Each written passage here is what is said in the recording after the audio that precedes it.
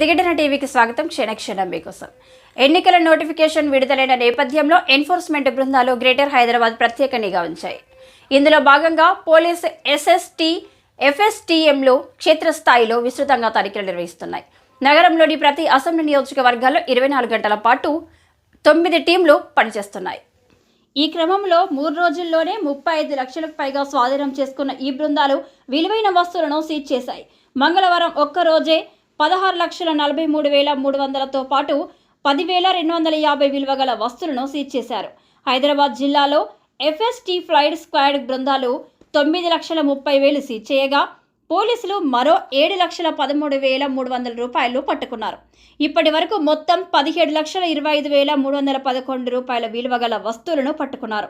54.67 లీటర్ల అక్రమ మద్యాన్ని పట్టుకొని 8 మందిని ప్రొహిబిషన్ కేసుల్లో అరెస్టు చేశారు. మంగళవారం నగదు, ఇతర వస్తువులపై 5 ఫిర్యాదులు రాగా పరిశీలించి పరిష్కరించారు.